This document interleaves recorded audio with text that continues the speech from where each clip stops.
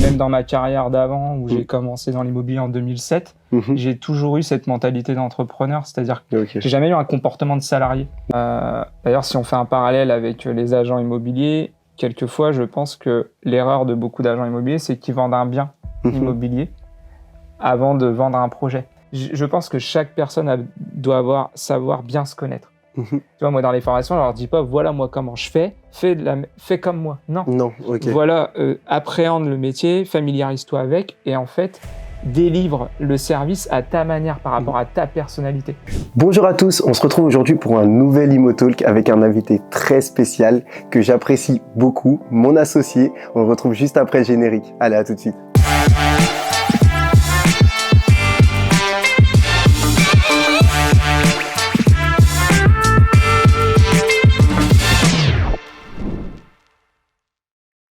Comme je vous le disais précédemment, on accueille un invité très spécial, mon associé Mathias. Mathias, comment tu vas ?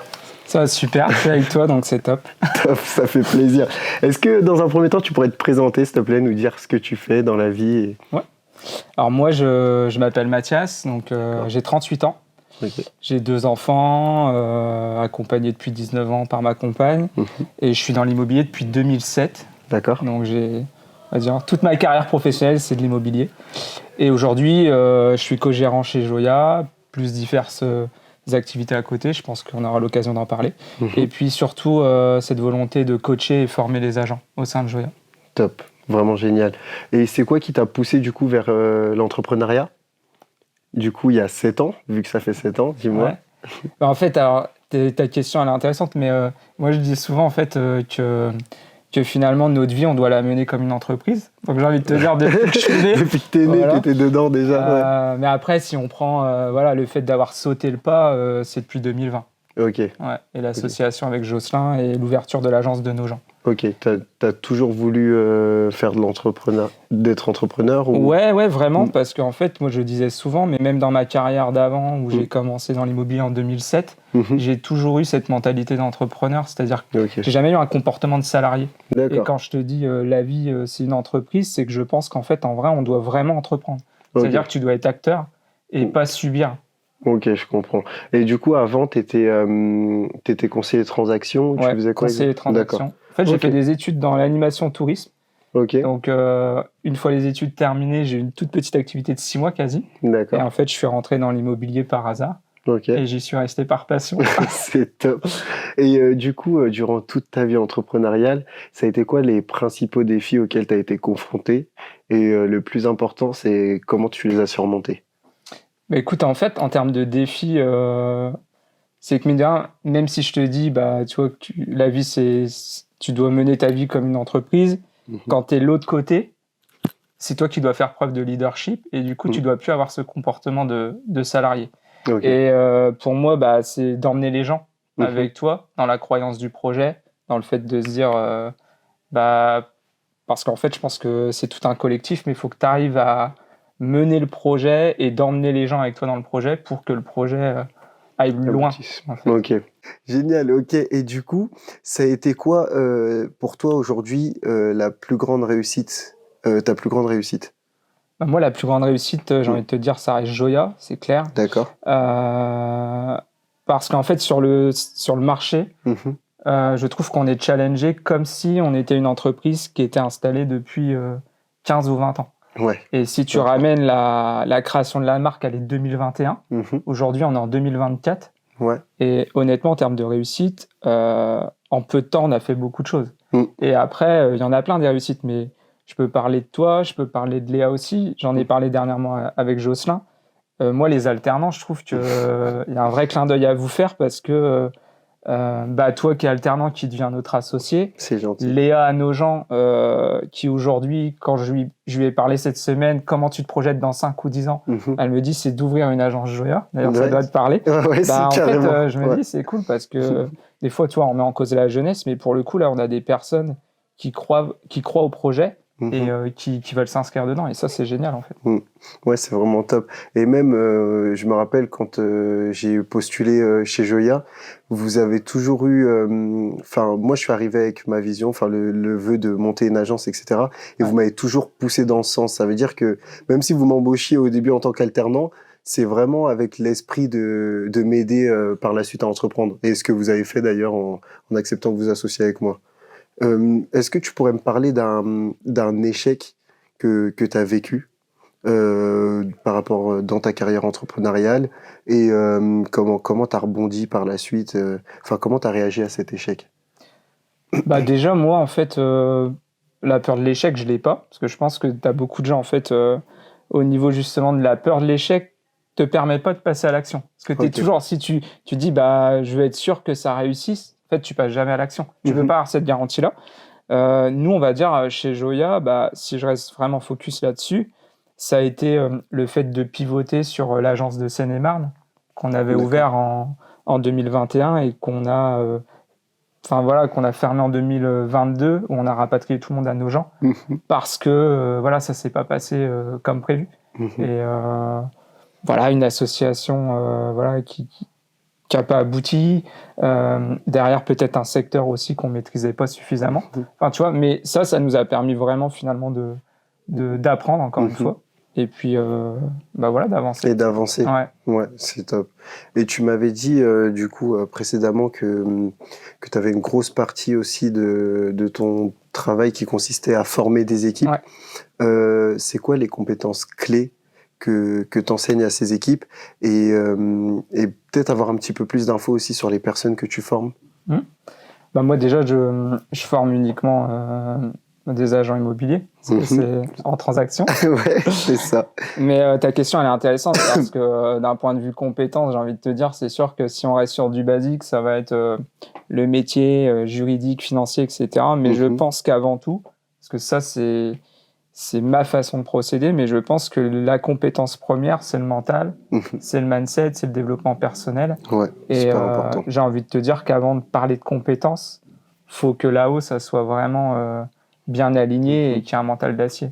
Dans un premier temps, tu vas plus travailler tout ce qui est leur état d'esprit, du coup. Ouais. Et pour toi, c'est quoi, du coup, le bon état d'esprit qu'un agent immobilier devrait avoir pour réussir? Bah, le bon état d'esprit, déjà, c'est d'avoir la volonté de servir l'autre. Ok. Ouais. Bah ouais, obligé.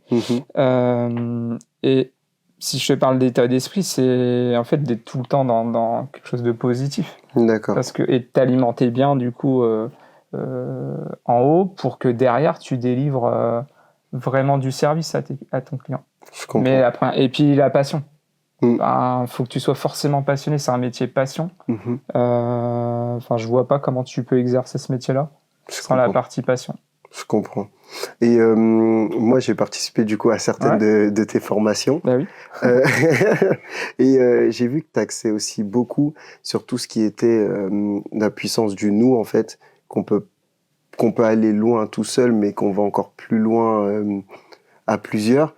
Est-ce que tu pourrais développer un peu cette notion, me dire ce que tu leur enseignes exactement? Ça, c'est ce que tu as ressenti. C'est ce que j'ai ressenti. C'est ce que j'ai ressenti. Et c'est cool. Ouais, c'est vraiment ce que j'ai ressenti par rapport à quand j'ai suivi tes formations. Ok. Bah ouais, non, mais le nous, de toute façon, juste mathématiquement, 1 + 1 = 2, donc c'est plus fort qu'une personne seule. Quand je suis arrivé dans l'immobilier, paradoxalement, j'avais plutôt l'impression que c'était un métier solitaire où tu avances tout seul et que c'est toi, donc tu dois faire tes coms pour toucher ton argent. Mais quand je suis arrivé chez Joya, c'était complètement différent. Et c'était plutôt un discours où on va plus loin quand on travaille ensemble, il faut qu'on avance ensemble, même si au final, tu touches tes coms quand c'est toi qui vends, mais les personnes qui réussissent le plus, c'est des personnes qui sont pas tout seuls, quoi. C'est ce que j'ai cru comprendre. Ouais. Ok. C'est un projet à long terme, en fait. Et moi, tu vois, je parle souvent de leadership parce que je le travaille énormément. Et moi, je pense que le leadership, il est avant tout collectif, avant d'être individuel. Je comprends. Et donc, quand je te parle du nous, bah, c'est la puissance du collectif, parce que même quand tu as des coups de moins bien, tu as toujours eu des cordes de rappel, des personnes qui te remettent dans le cadre. Et puis, t'es beaucoup plus puissant. Et puis, la complémentarité aussi. Tu sais, vraiment la force. Regarde l'association. Faut que t'aies des personnes dans l'opérationnel, d'autres personnes. Le nous, le collectif, il est essentiel. Carrément.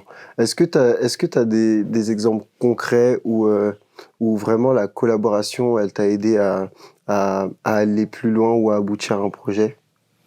Bah, tu vois, actuellement, on est en process de devenir organisme de formation. Moi, je vais être dans la partie opérationnelle où je vais délivrer de la formation. D'accord. Mais derrière ça, il faut aussi les personnes, donc tout le service administratif qui monte le projet pour devenir organisme de formation. Si tu prends toutes les sociétés qu'on a à côté, tu peux pas oublier le marketing, les personnes qui créent la marque, le logo. Enfin voilà, tu vois, c'est vraiment un travail collégial qui fait que derrière, tu as une marque qui peut éclore. Mais moi, des anecdotes, tu vois, sur les agents immobiliers, j'en ai aussi au sein de l'équipe, mais c'est peut-être moins, on va parler de projet, mais tu vois, par exemple, le client qui n'a pas déménagé sa maison 1 heure avant la signature de l'acte. Non, mais voilà, on en a. Et enfin voilà, bizarrement, tu as cette force du collectif qui fait que tout le monde va à la maison pour aider le client. Ok, je comprends. Tu vois ce que je veux dire? Et là, pour le coup, l'agent immobilier, il n'est pas seul face à cette difficulté-là. Tu as le côté collectif qui arrive, et ça, on l'a vécu en 2020, je m'en rappelle. C'est dingue quand même. On avait fait un déménagement. C'est marrant. Et la veille, il s'est pas dit qu'il devait le vider, etc. Ou après, peut-être qu'il a pas pu. Ouais. Ok. Et du coup, en parlant d'immobilier, est-ce que toi, tu investis personnellement dans l'immobilier? Bien sûr. Ouais. Est-ce que tu pourrais m'en dire un peu plus? Qu'est-ce que tu as comme investissement actuellement dans l'IMO? Alors moi, j'ai fait beaucoup d'investissements dans des petites surfaces plutôt. D'accord. Pour me tourner vers l'Airbnb. Et puis, également, plutôt des immeubles. D'accord. Pour avoir le côté monopropriété. Donc, plutôt d'avoir un appartement dans un secteur, un autre dans un autre secteur. Si tu regroupes aussi ces appartements dans la même monopropriété, il y a un côté un peu logistique plus facile. Voilà, donc c'est assez varié. On a aussi des locaux commerciaux. Donc voilà, j'en ai à titre personnel et puis forcément à travers les associations. D'accord. Et du coup, ça apporte quoi le fait de... Parce que tu en as personnel, donc tu en as toi tout seul, mais ça apporte quoi de ceux que tu n'achètes pas tout seul, en fait? Pourquoi tu le fais? Pourquoi tu t'associes? Déjà parce qu'il y a dans certaines sociétés, on est propriétaire des murs. Donc, bon, ça, c'est le côté logique. Mais dans l'association aussi, ça te permet, parce que finalement, franchement, l'investissement immobilier, c'est c'est également aussi de l'entrepreneuriat. Tu vois, donc ça veut dire que tu as le facteur risque aussi. Et l'association te permet aussi, quand il y a une difficulté, d'avoir un soutien. Voilà. Et puis d'être complémentaire. Et de trancher sur les bonnes décisions à prendre à l'instant T. Ok. Voilà. Et du coup, ça a été quoi les erreurs, par contre, que tu auras pu faire dans l'immobilier et que tu déconseilles de faire au niveau de l'investissement immobilier? Ouais. Alors, j'ai envie de te dire, même en donnant des conseils, parce que même en voulant bien faire les choses, des fois, ça ne se passe pas comme prévu. Tu vois. Après, dans le fait d'investir dans l'immobilier, c'est toujours pareil, mais il faut se poser la question du pourquoi. Pourquoi tu vas investir? D'accord. D'ailleurs, si on fait un parallèle avec les agents immobiliers, quelquefois, je pense que l'erreur de beaucoup d'agents immobiliers, c'est qu'ils vendent un bien immobilier avant de vendre un projet. Et il faut s'intéresser aussi, tu vois, finalement au pourquoi du client et au projet à long terme. Parce que tu vois, tu as beaucoup d'investisseurs aussi, ils te parlent de monter une société ou de créer une SCI, alors que c'est le montage financier, finalement, il est peut-être pas adapté à ça. Et puis, tu as d'autres aussi investisseurs qui vont acheter un premier bien, un deuxième bien, un troisième bien, non propre. Et au bout du troisième, il dit « Ah, c'est bon, je revends tout. Les impôts, ils passent par là. L'investissement, ça va pas. » pas... Alors qu'en fait, c'est juste le montage qui est pas bon. Parce que tu es à l'IR, donc du coup, ça se cumule à tes revenus. Il suffit que tu passes dans la tranche marginale d'imposition supérieure. Et voilà. Donc, l'investissement, j'ai envie de te dire, c'est pareil. C'est le facteur risque. Pourquoi tu le fais? Pourquoi ce bien-là? C'est la projection long terme. Donc, Ok. Et avec l'immobilier, la raison pour laquelle toi, tu investis dans l'immobilier, c'est laquelle? C'est plus pour devenir rentier, c'est le patrimoine. Pourquoi tu investis dans l'immo? Comme je te l'ai dit, ta vie, c'est une entreprise. Et moi, je suis plutôt acteur et j'aime pas subir. on est en plein dans la période, hein, on parle de retraite, etc. Je pense que l'investissement immobilier, c'est une valeur sûre. Mais oui, il y a le côté entrepreneurial, il y a le côté forcément de laisser quelque chose aux enfants. Et puis ouais, passion aussi. C'est hyper...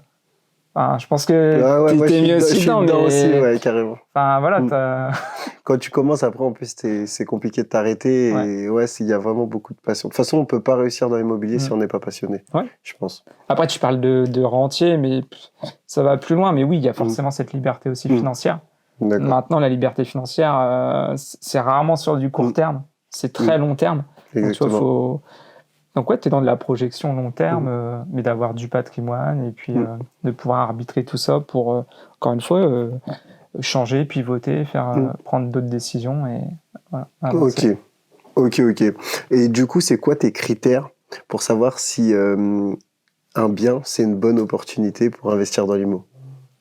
Et moi, le critère numéro 1, c'est qu'à chaque fois que je me positionne sur un bien, j'ai toujours à l'esprit de me dire si demain, je dois revendre, mais quand je te dis demain, c'est j'achète jeudi, vendredi. Tu revends le vendredi, vendredi. Est-ce que je revends minimum le même prix? Donc ça veut dire 0 perte d'argent. Et c'est surtout plus-value latente. Donc je suis toujours à l'esprit. Et pour le coup, même en ayant fait des erreurs pour certains biens, quand j'ai raisonné plus rentabilité dès le départ, c'est-à-dire il était bien loué, etc. J'ai toujours bien vendu les biens. D'accord. Parce que j'avais toujours à l'esprit ça. Ok, d'accord. Et du coup, ça t'est arrivé de faire déjà un peu de l'achat-revente ou c'est vraiment que du locatif?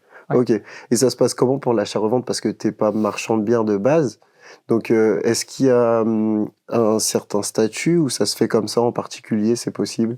Alors, j'ai une société de marchand de biens. Ah, t'as une société, je ne savais même pas, tu vois, je savais même pas. Je me suis dit, t'es pas marchand de biens, mais... Non, mais après, il y a plein de possibilités, enfin, tu vois... D'accord.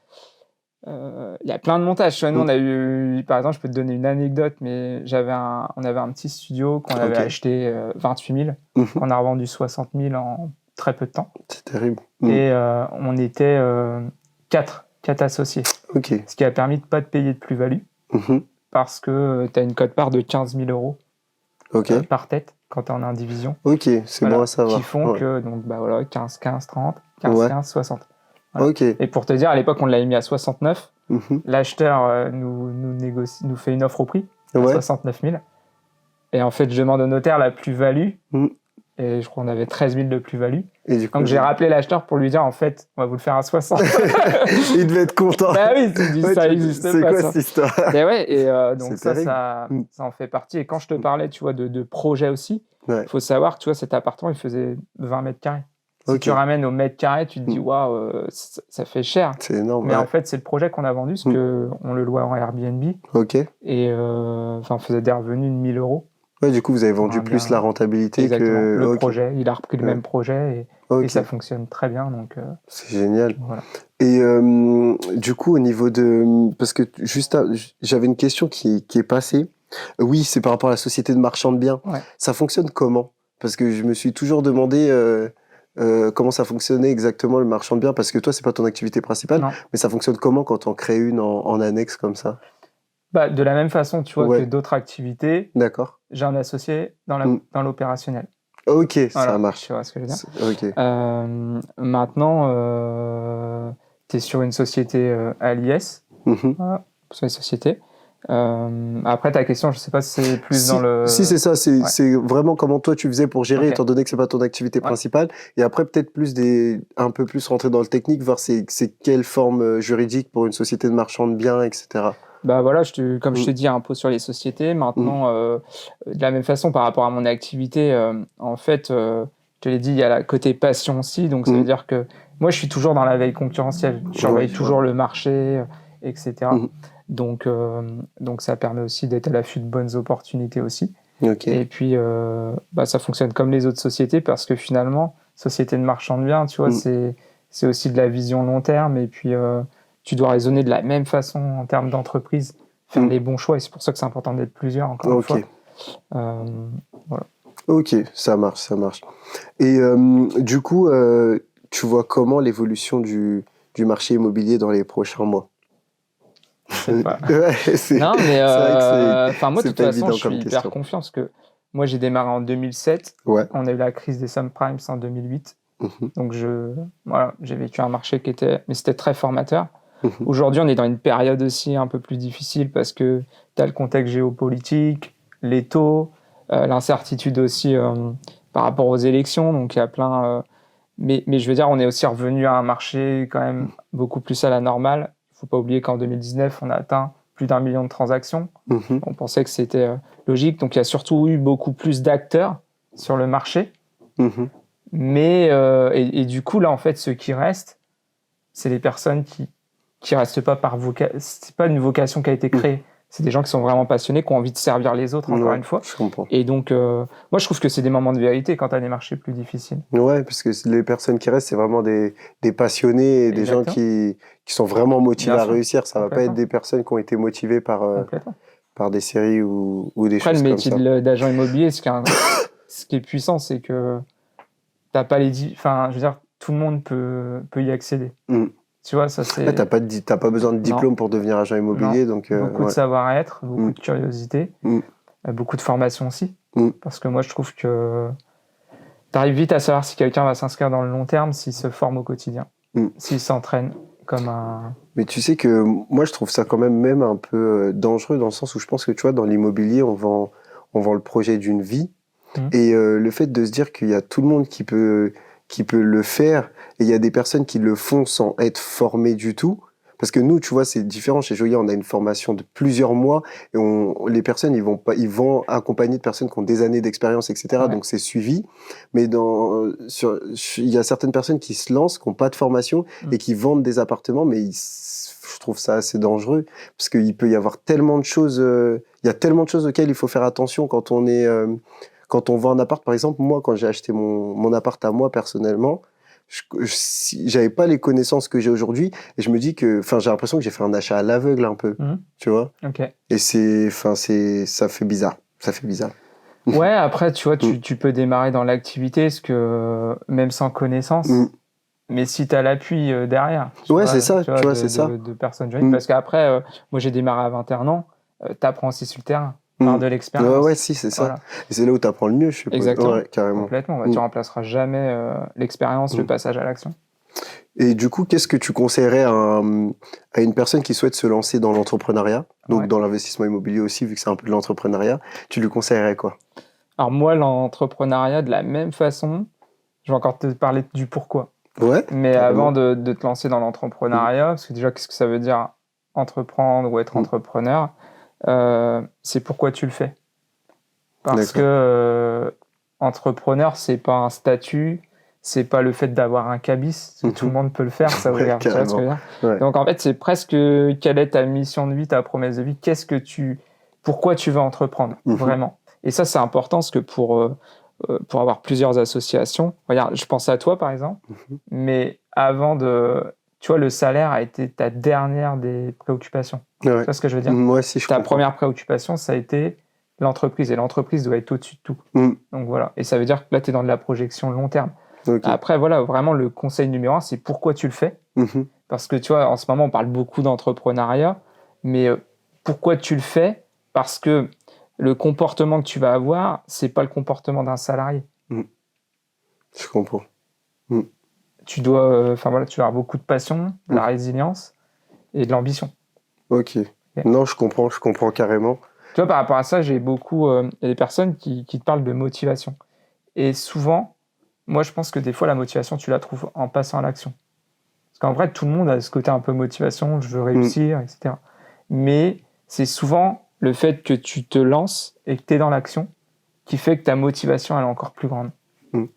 Non, mais carrément, je suis vraiment d'accord avec toi. Et comment ? Je rebondis du coup sur quelque chose qui reste motivant. Mais toi, pour tes projets futurs, c'est quoi, vers quoi tu te diriges ? Est-ce que tu as des petits projets peut-être en sous-marin sur lesquels tu es en train de travailler ? Est-ce qu'il y a des choses dont tu peux nous parler ? Déjà, moi, l'entrepreneuriat, ce qui m'attire aussi, c'est faire des choses qui te dépassent un peu. Donc ça passe par de l'association. Parce que moi, je crois vraiment en l'association. la personne qui maîtrise sa verticale, son domaine, c'est celui qui est dans l'opérationnel. Ok. Toi, après, tu as un soutien. Moi, par rapport à ça, je t'ai parlé de l'organisme de formation. Ouais, justement. Moi, c'est une des... Enfin, toi, on parlait de pourquoi, mais moi, c'est une de mes promesses, c'est une de mes missions de vie, mais le fait de transmettre. Ok. Tu vois, de former les gens, de coacher les gens. Je veux vraiment me diriger vers ça et encore davantage. Après, bon, tu vois, dans les projets perso, on a acheté une maison aussi avec une partie qui est plus gîte, destinée à du gîte. Sympa, ça va naître pour 2025. Donc voilà, il y en a plein en fait. En Airbnb du coup. Yes. C'est ça. Non, vraiment top tous ces projets. J'aimerais bien revenir un peu sur l'organisme de formation. Ouais. En gros, est-ce que tu peux nous expliquer ce que ça va être concrètement? Parce qu'organisme de formation, c'est un peu flou. Est-ce que vous avez proposé des formations pour tout le monde? Des gens qui souhaitent uniquement des formations pour apprendre à devenir agent immobilier? Enfin, ça va être quoi en fait? L'idée de l'organisme de formation, c'est que nous, aujourd'hui, en fait, tu le sais, c'est une des valeurs et une des choses qui fait qu'on se démarque, je pense, sur la place, c'est qu'il y a une formation d'intégration et continue. La formation, elle est au centre de notre écosystème. Donc, ça veut dire qu'aujourd'hui, déjà, on forme tout le temps les agents. Néanmoins, elle n'est pas éligible parce que dans notre profession, en fait, tu as pour renouveler ta carte professionnelle ou pour les agents commerciaux, l'attestation de collaborateur, tu dois faire des formations éligibles loi Allure.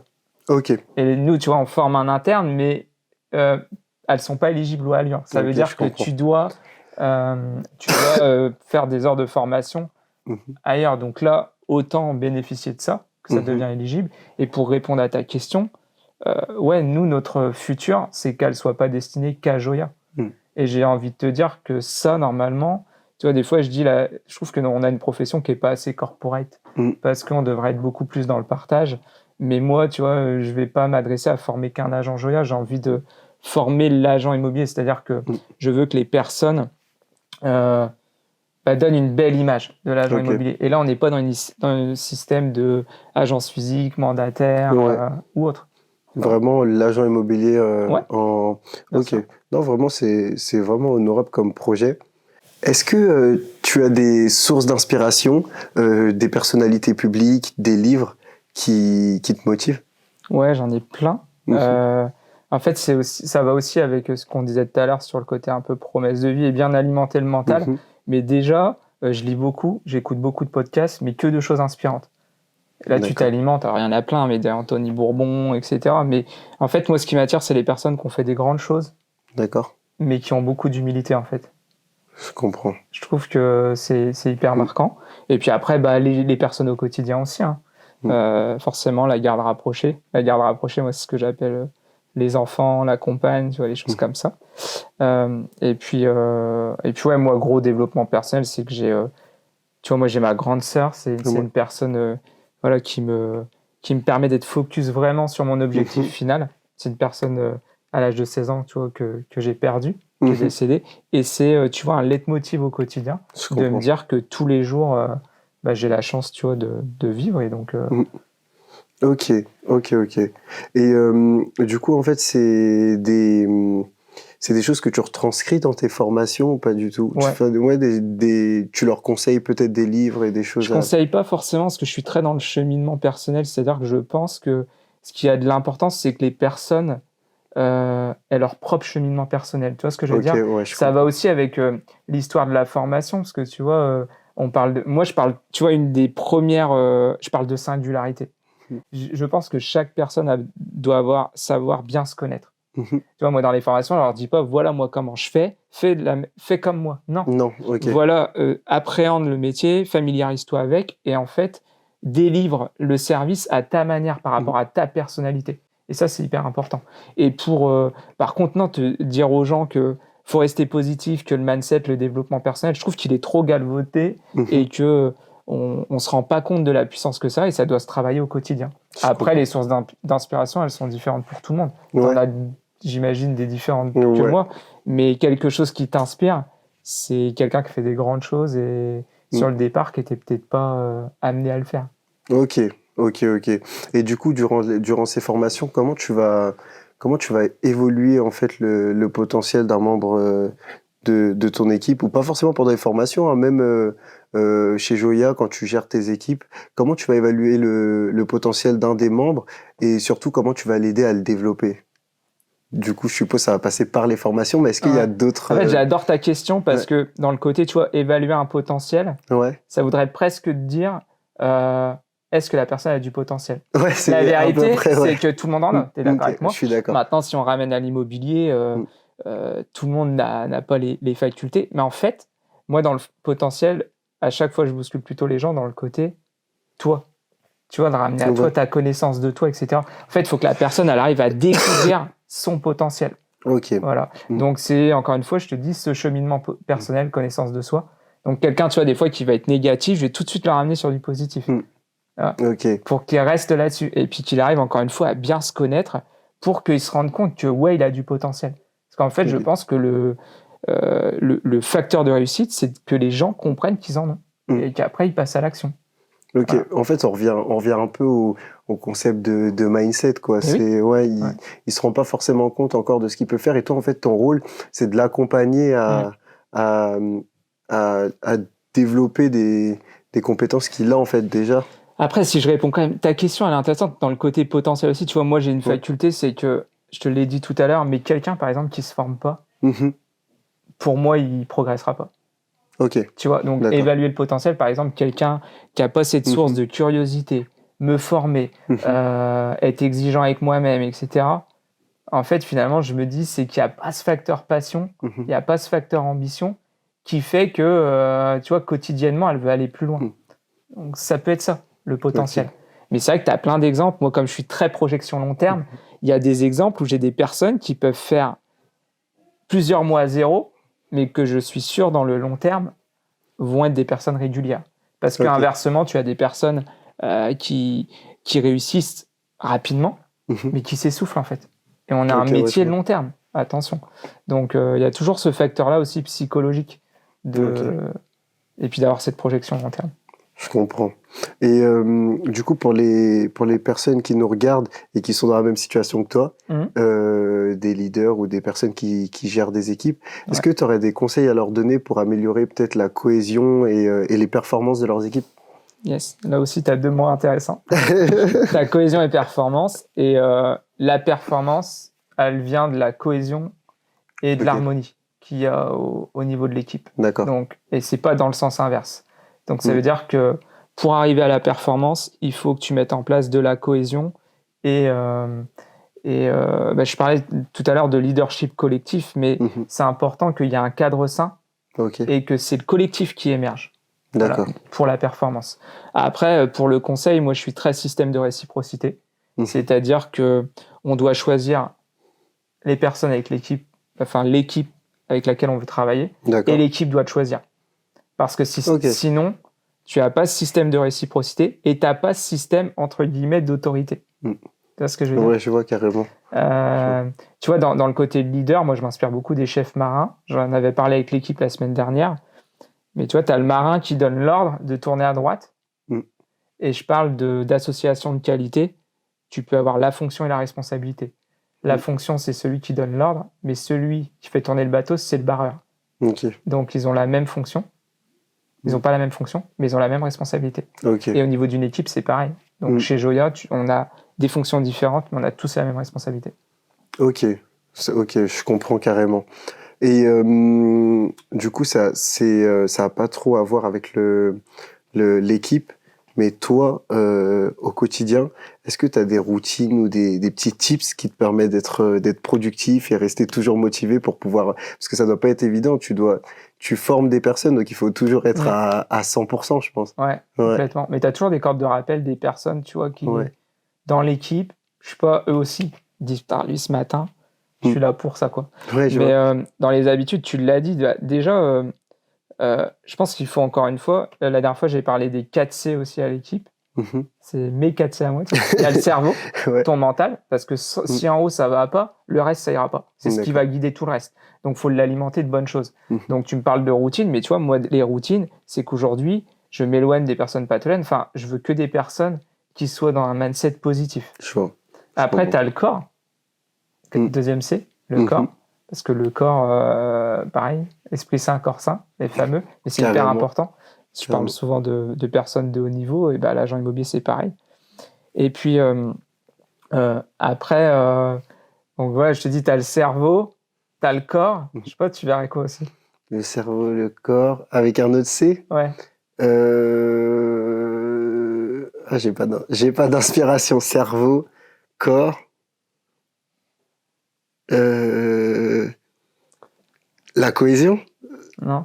Cerveau, corps. Je les mets en version espagnole, corones. Le courage, tu vois.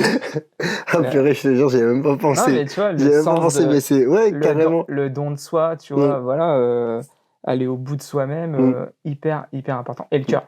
Okay. Pour le côté émotionnel aussi. J'étais parti loin dans ma tête, j'étais parti sur une cohésion, mais genre une cohésion intérieure. Non mais ouais, non, c'est plus simple. La dernière fois, j'ai sorti à l'équipe parce que comme je cours, tu sais, je fais 10-15 km tous les 2 jours. Ouais. Aujourd'hui, c'est hyper important. Ça me permettait de réfléchir à ça. Okay. Et du coup, maintenant, c'est devenu un tips. Mais le cerveau, le corps, le cœur et les corones. C'est terrible. C'est terrible. Mais au moins, tu vois, c'est quelque chose qui reste dans la tête. Ouais. C'est quelque chose qui reste dans la tête. Ok.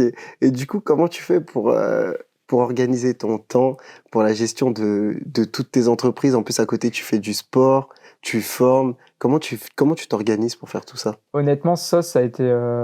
c'est le gros travail que j'ai eu aussi avec ma coach. Parce que là, elle m'a fait prendre conscience de beaucoup de choses. Okay. Je sais que tu l'as reçu. Ouais. Mais il y a aussi le fait, tu parles de gestion du temps. Moi, en agent immobilier, je crois que c'est la formation que j'ai utilisée le plus. Ok. J'ai toujours fait ça et les problèmes n'étaient jamais résolus. Je pense qu'il ne faut pas parler de gestion du temps, mais gestion des priorités.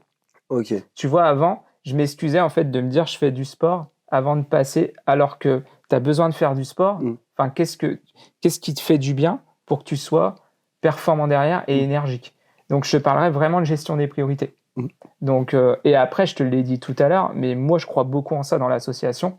C'est que les autres sociétés, j'oublie pas que j'ai des personnes dans l'opération opérationnelle qui sont fiables. Sinon, ça serait pas gérable. Ouais. Moi, tu vois, à nos gens, c'est moi qui est dans l'opérationnel. Je demande pas, tu vois, à Jocelyn de s'impliquer autant parce qu'en fait, pour moi, celui qui est à la tête dans l'opérationnel, c'est lui. Tu vois, le guide, c'est lui le leader. Et après, on est autour. Donc, ça ramène aussi au collectif, encore une fois. Carrément. C'est que pour avoir différentes choses comme ça, il faut que tu sois aligné collectivement et que ça fonctionne. Ok. Et tu vas plus loin. Top. C'est à peu près toutes les questions que j'avais à te poser. T'as assuré, Mathias. En tout cas, un grand merci à toi d'avoir accepté de venir répondre à mes questions et à nous partager un maximum de valeur. Et j'espère que je vais te voir dans d'autres vidéos. Bah, avec plaisir. Avec plaisir. Je te remercie encore une fois pour l'invitation. Avec plaisir. Et je voulais te féliciter aussi pour ce que tu fais, parce que je trouve que c'est une super idée. C'est gentil, je te remercie. J'espère qu'on a apporté de la valeur. Ouais. Franchement, ouais. Allez, ciao. Cette vidéo touche à sa fin. Il y a énormément de valeur qui a été distribuée durant cette vidéo. Si jamais tu as des questions, n'hésite pas à les poser dans l'espace commentaire. On se dit à très bientôt pour une nouvelle vidéo. Allez, ciao.